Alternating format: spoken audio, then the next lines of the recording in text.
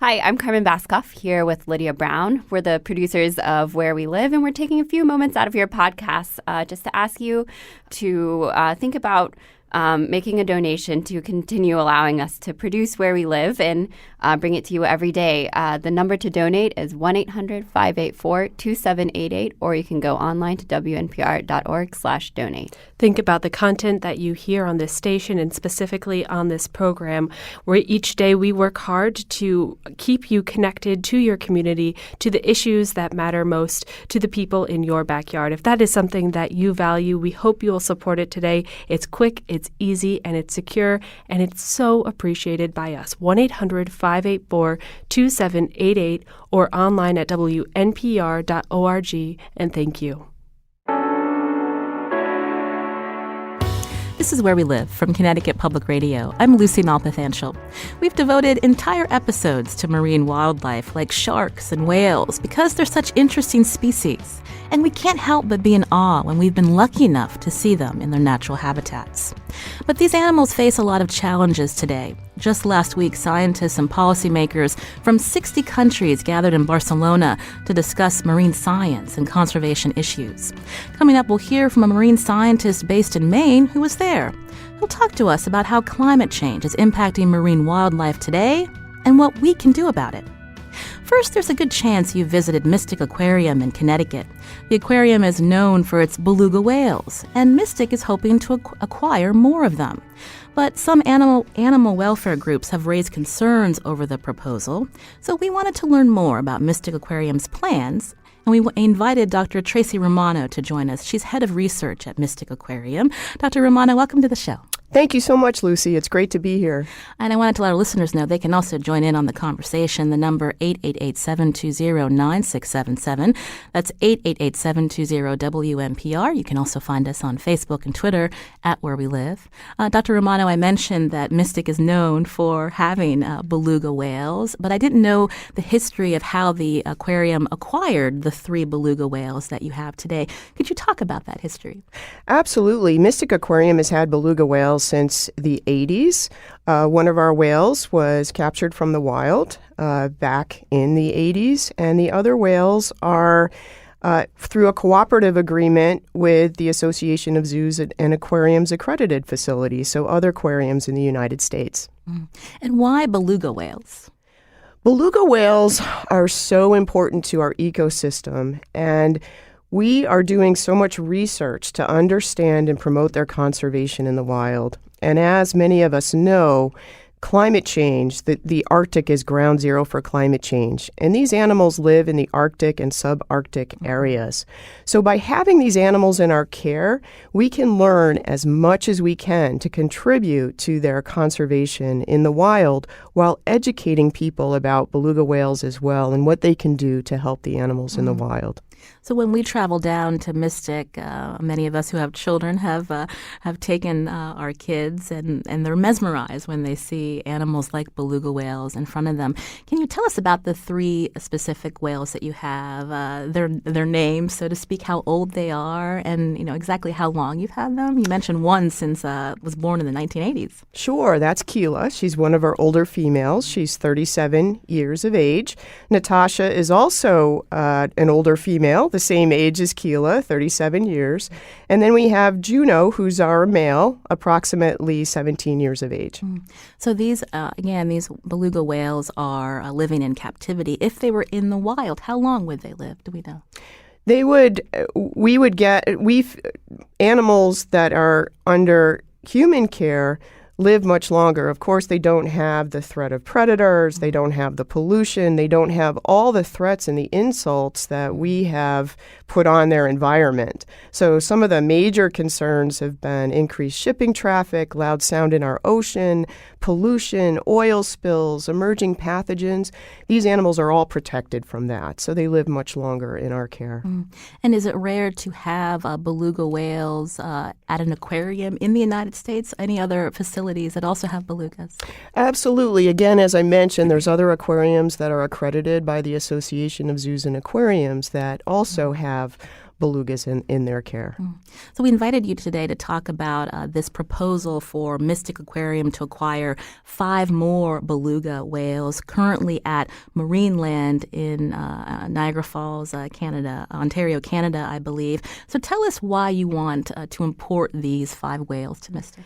The addition of 5 whales to bring to Mystic for our research is really critical. Again, right now we're able to do research on 3 of our animals, but we really need to increase the robustness of our studies, to increase our samples, to look at different aged and sexed animals. And really, the time is now. We feel an urgency for this just because of what's happening in the Arctic. I've had the privilege of not only studying animals at the aquarium, but actually going to the Arctic year after year. And I've seen the changes firsthand. And we're basically running out of time. And that's been shown with the vaquita, for example, one of the smallest porpoises. I mean, we're basically, that animal's going to be extinct if it's not already. And the same is happening with the North Atlantic right whale amidst other multiple species of marine mammals. So for the beluga, with everything that's happening in the Arctic and the Arctic ground zero for climate change, we really need to start now. And we're worried about the future for belugas and other Arctic mammals, given the loss of sea ice and how they rely on the sea ice. And so really the time is now. And there are some endangered populations of belugas, especially the Cook Inlet beluga in the United States, right off of Anchorage, one of the busiest industrial ports in Alaska. So we're concerned about Cook Inlet belugas. We're concerned about the St. Lawrence beluga in Canada, and there's a few other smaller populations that are on the decline and threatened. So our overall goal is to maintain those populations of belugas that are healthy, to keep them healthy, but then to address how we can help protect and promote the health of those belugas that are endangered and on the decline. Dr. Tracy Romano, again, is with us here on Where We Live. She's chief scientist at Mystic Aquarium. You can join our conversation, 888-720-WNPR, as we talk about Mystic's plans to acquire more beluga whales to the aquarium. Dr. Romano, you mentioned that there are specific areas in that beluga whales are facing more danger. So what do we know from scientists in terms of their populations? And is it because of our warming planet? Is it because of ship strikes that endanger some of these populations of belugas? Sure. For the most part, beluga populations are thriving. There's approximately 150,000 belugas in the Arctic and subarctic. However, as I mentioned, there are certain populations that are critically endangered. And the one in our mind at the forefront is really the Cook Inlet beluga.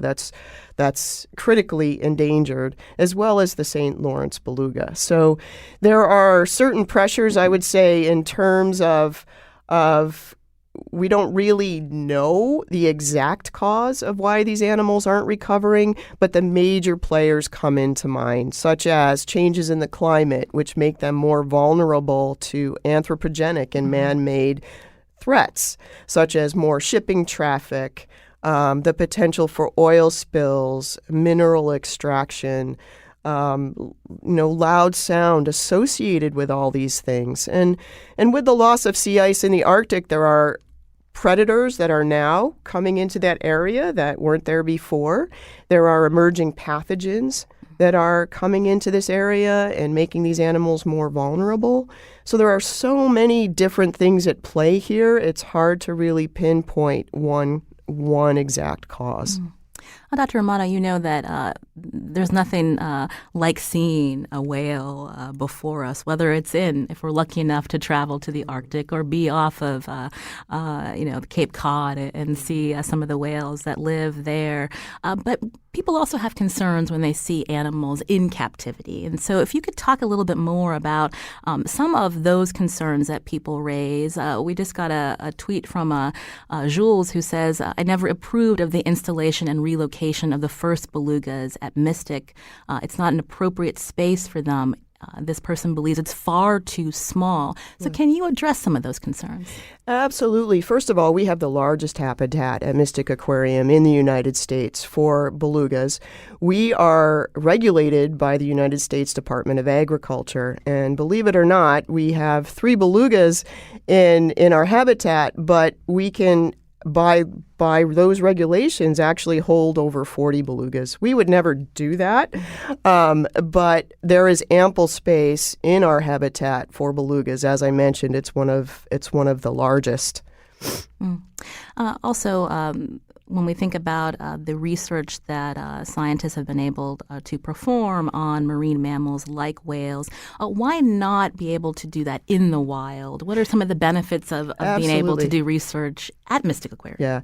So I've had the privilege of studying animals in the wild, and I also study animals in the aquarium. And I can tell you that there are some things we just can't answer by studying the animals in the wild. And it's the power of being able to study them in human care as well as in the wild. So, for example, animals in the aquarium, we know all about them. We know their health history. We know what they've been eating. We know where their food is coming from. We know how much they've been eating. We also know all about their habitat, what the temperature is, what the salinity is, what the water chemistry is. When we're studying these animals in the wild, these are variables that impinge with some of the work that we're trying to do. And even more importantly, our animal care and husbandry team can train the animals to voluntarily give us biological samples that we can then study and develop assays to assess health, which will then be applied to animals in the wild.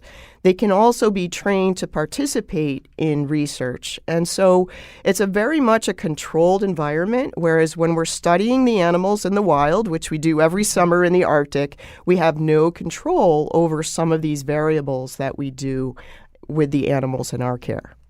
From Connecticut Public Radio, this is Where We Live. I'm Lucy Nalpathanchel. My guest in studio, Dr. Tracy Romano, head of research at Mystic Aquarium. As we learn more about this proposal, again, Mystic Aquarium asking for a scientific research permit to allow the importation of 5 more belugas to Mystic Aquarium. Not everyone agrees with this proposal. We're going to hear from the Animal Welfare Institute in just a little bit. And we also want to hear from you. You can join us, 888-720-9677. That's 888-720-WNPR.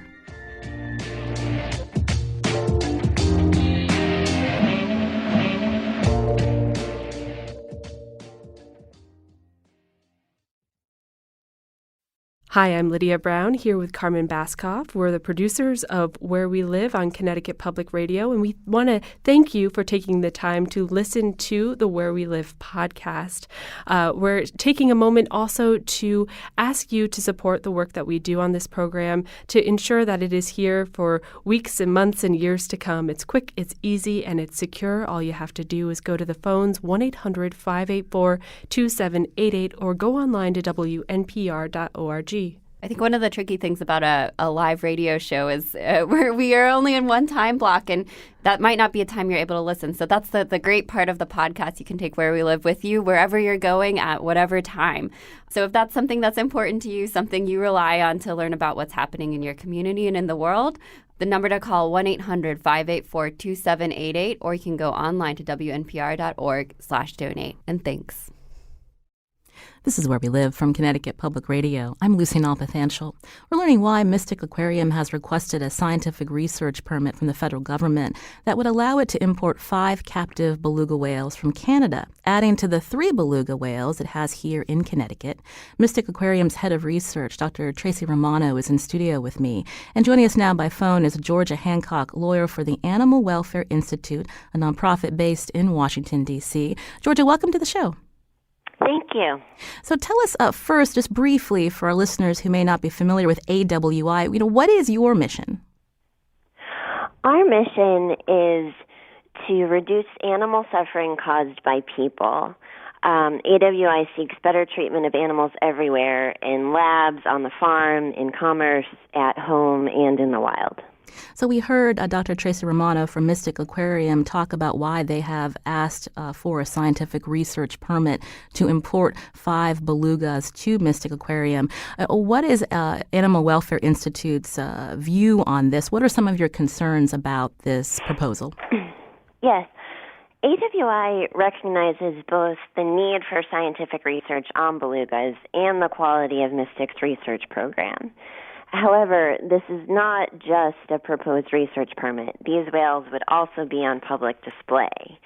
In 2016, the U.S. banned imports of this stock of whales for public display because science showed the wild population's numbers were too low and the trade in these whales was unsustainable. Any trade in these animals anywhere encourages wild captures and trade elsewhere in the world. Granting the permit would set a dangerous precedent by opening loopholes in both U.S. and Canadian laws. For example, Mystic wants to allow the whales to reproduce, which would directly contradict Canada's new law governing captive marine mammals.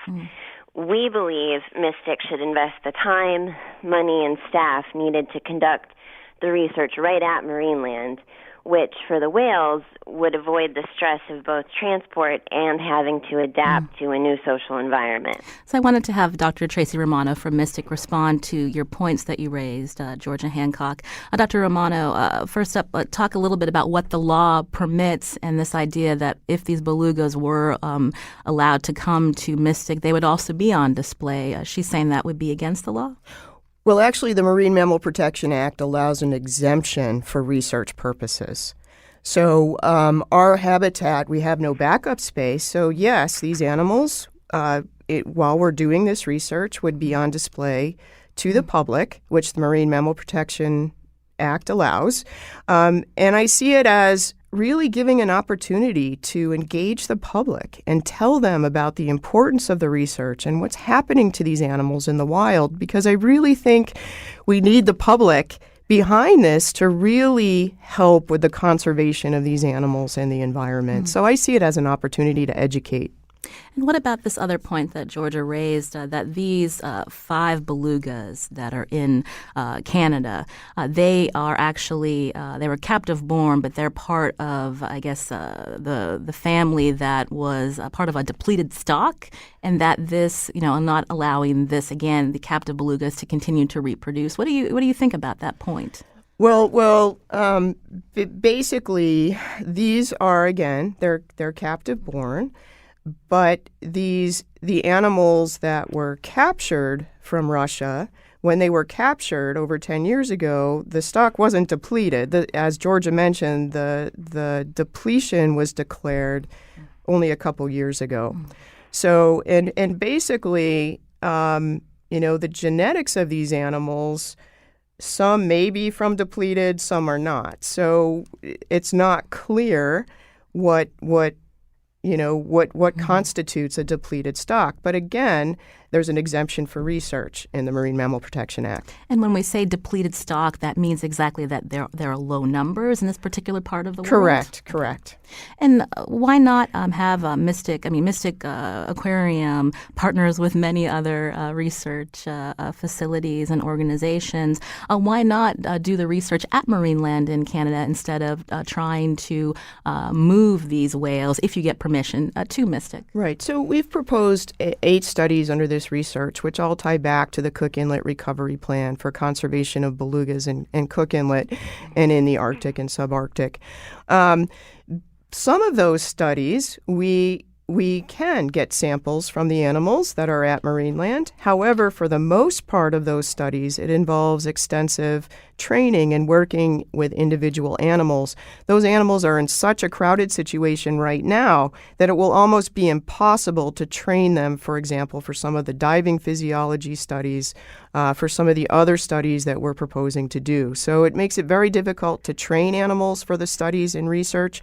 And in addition, given my experience of getting samples across the border, and I've worked in Canada for many years and trying to get biological samples over the border, it doesn't always go as planned. So there's there's room. The goal would be to get the samples so they're still viable back to Mystic Aquarium, and that is a challenge. It's not an insurmountable challenge, but it's not always a guarantee. And besides, all of our experts in training, all of our scientists, all of our quality control is here at Mystic Aquarium.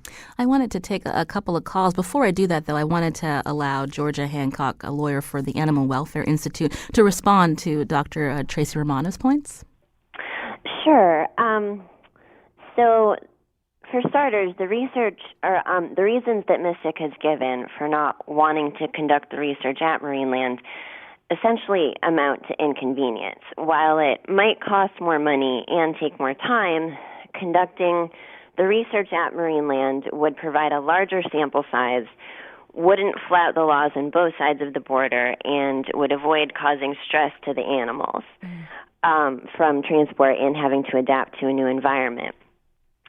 I'd also say that so even though there is a scientific research exemption, the fact that the whales would be on public display and that they're from a depleted population changes the calculus. That sort of import is actually prohibited under the law. And the fact that the depleted designation happened only a few years ago is irrelevant. It still applies to all biological members of the stock. And there is various legal precedent for that. Mm-hmm. I wanted to bring in some callers now into a conversation again about this proposal to bring more beluga whales to Mystic Aquarium. Amanda's calling in from Meriden. Amanda, you're on the show. Hi.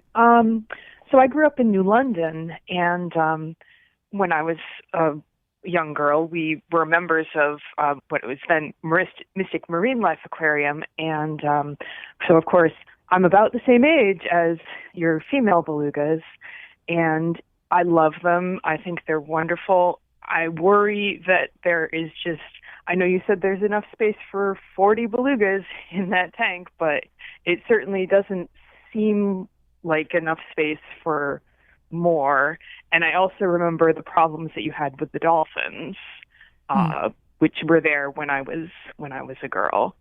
All right, Amanda, thank you for your call. Actually, what is the dolphin issue that So the dolphins were at Mystic Aquarium before I arrived, but my knowledge of that is that the reason that the habitat was moved and Mystic Aquarium underwent that expansion was to move the belugas to the outdoor environment. And so again, just to clarify, we would never put 40 belugas in that habitat. My point was that through regulations where we are allowed to do that. However, we would never do that. And I want to say that we have comfortably and successfully had 10 belugas in that habitat at a time.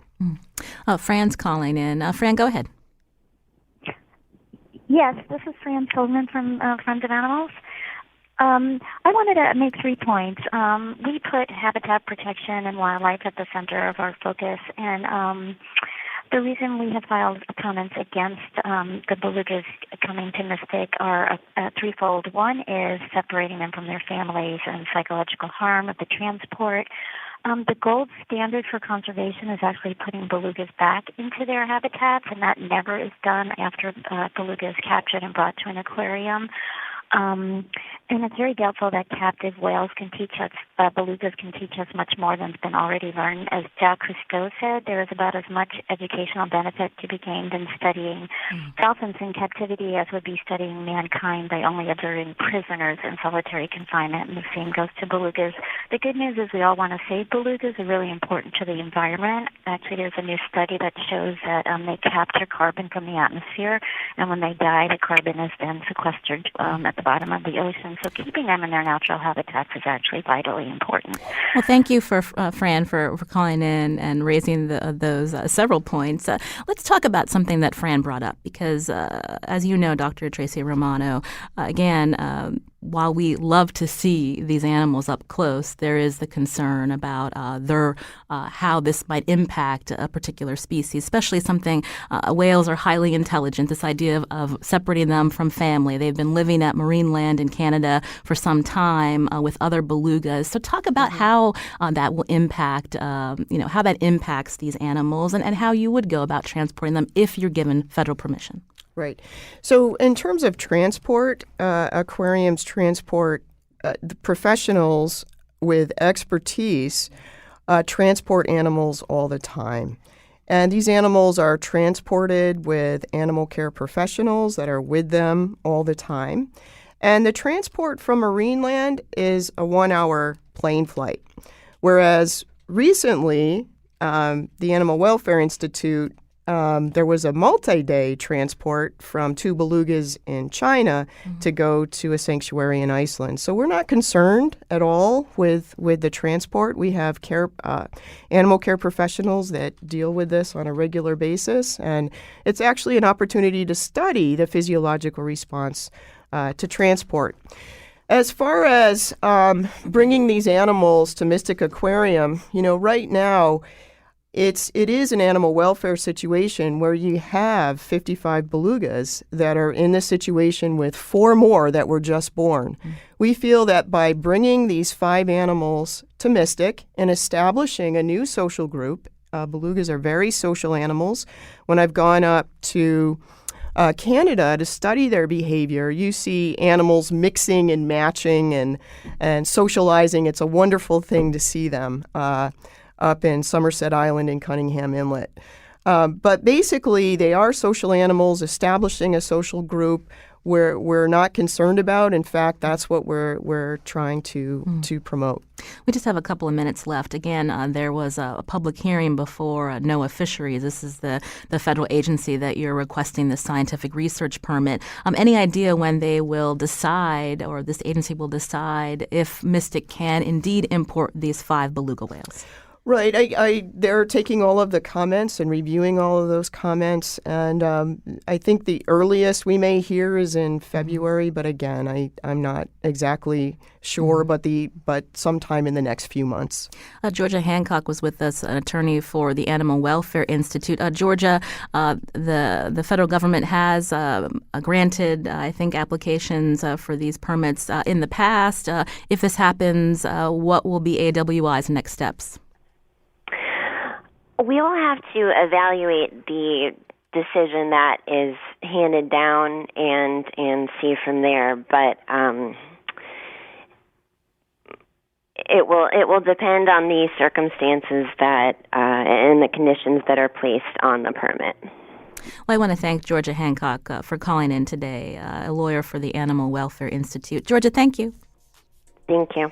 Also with us in studio is Dr. Tracy Romano, head of research at Mystic Aquarium. Dr. Romano, we appreciate you coming in to describe this proposal and the benefits for the aquarium. We appreciate it. Oh, well, thank you for the opportunity. This is Where We Live from Connecticut Public Radio. I'm Lucy Nalpathanchel. Coming up, we talk about the issues on the minds of marine scientists around the globe who recently gathered in Spain. Now, how's climate change affecting marine wildlife, and what can be done about it?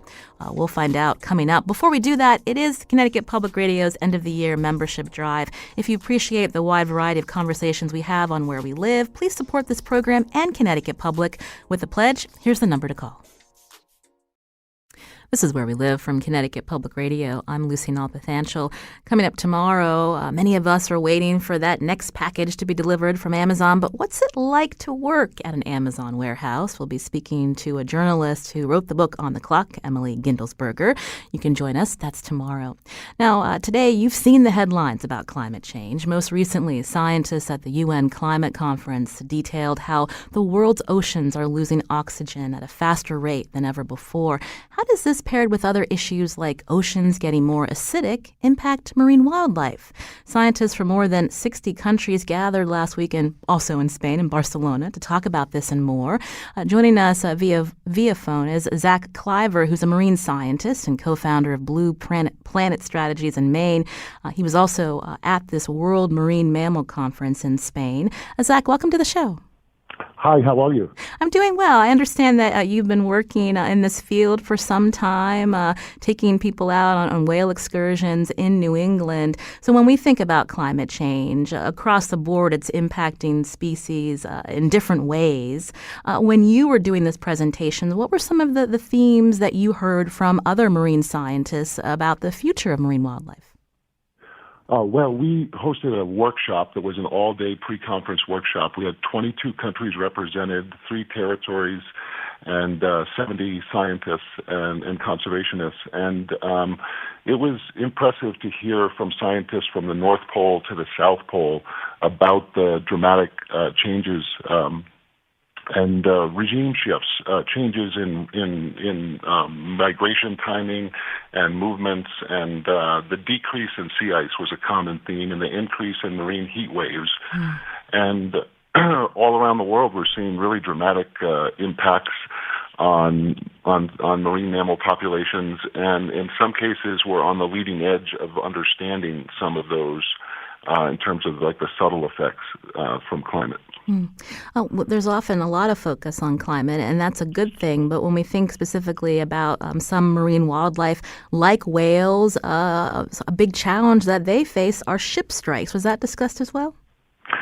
Yes. In fact, there was a whole morning session about ship strikes with many panelists that spoke to that. And it's an issue that my organization is working on with the Great Whale Conservancy, or one of the leaders in working with the shipping industry and retail, large retail businesses like Walmart and others to reduce the impact of whales being hit and killed by ships around the world. We now know from the International Monetary Fund report that was put out that the economic value of whales may be over $1 trillion in terms of the benefits that they provide in carbon sequestration. That is when they absorb a lot of carbon during their life and they take it to the ocean floor when they die. Then from tourism, from increasing the productivity of the oceans and fisheries through their waste and the way that the whale pump works in the ocean by taking food from deep in the ocean to the surface. So there's enormous climate impact from just the presence or the abundance of whales, and so we are working. Many organizations are working to reduce the loss and increase the numbers of whales. Zach Cliver again is a marine scientist based in Maine. I mentioned that for many years you've been taking people out on whale excursions. You're based in New England. We hear a lot about the North Atlantic right whale, the numbers not looking good. What do we know about why this species is in danger while other whales, I believe it's the humpback whale, is seeing a resurgence? Yes, the North Atlantic right whale has, in the last 10 years, gone from a population close to 500 to now to 400. And key in this is that there's only about 100 breeding females. And one of the really significant impacts is the climate. There was a huge shift in warm, deep water coming into the Gulf of Maine, affecting their historic feeding area in the Bay of Fundy and decreasing their prey, which is a type of small copepod that live in the ocean that were historically very abundant there. So right whales have been on the move, moving more in search of food, and they've shifted their range, many of them going up into the Gulf of St. Lawrence, where they were more vulnerable to ship strikes and entanglement. And so in the last 3 years, we've had 30 whales that have died due to ship strikes and entanglement. And the fact that the climate is making it more challenging for them to find food has also resulted in a decrease in scientists believe in a decrease in reproduction. There's only been 12 calves born between 2017, 18, and 19, and now we're excited to see a few new calves that have been born this year already down in Florida and Georgia.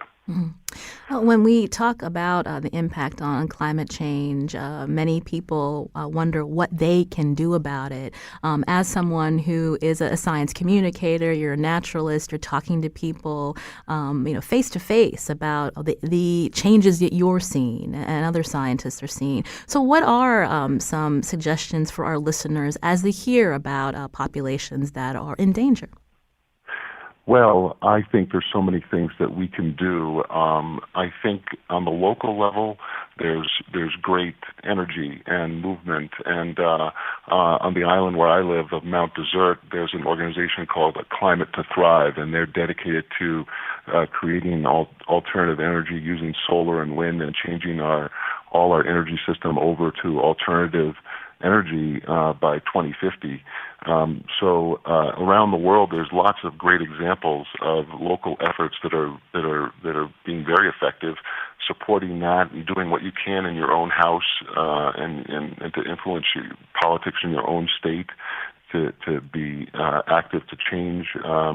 But also things on the national level like supporting the Senate caucus, Climate Solutions Caucus, which is a bipartisan caucus of Republican and Democratic senators which are working, and that's a very exciting development.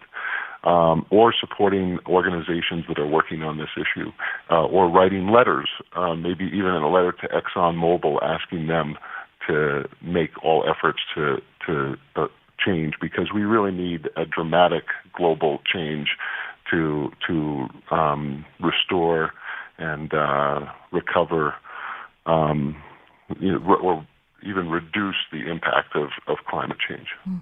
We've been focusing much of our hour on marine mammals, but since you're in Maine, you have the opportunity to see seabirds, puffins. What have you been noticing about how those populations are changing? Well, seabirds are also a canary in the coal mine, and they are certainly impacted by shifts in temperature and fish. So puffins, their populations have been affected, going up and down with the changes in the fish related to climate. And some seabird populations in the North Atlantic and Alaska have gone through large mortalities where there's been huge die-offs that scientists are very concerned that are linked to climate. So the long-term studies that have been taking place really offer us an opportunity to understand and use these birds as indicators to the health of the oceans and help us understand our impact. I mentioned that Zach Clavergan on the phone with us was at this conference, this World Marine Mammal Conference in Barcelona, where scientists and policymakers from over 60 countries gathered. So you were getting a lot of information. What happens next in terms of getting this information out to policymakers, to people around the globe? Well, excuse me. I think that we talked about that a lot at recent conferences, including this one. We have got to do a better job of communicating the science to the public and sharing this information, and we need to include policymakers and people in positions of power at these conferences. We need to do a better job of bringing them in or finding ways to reach them. It was interesting to be there the entire time in Barcelona when next door we had the COP25, as you mentioned, and we had some participants from that come to us and express that very sentiment, that they felt that we should be more engaged on the international level.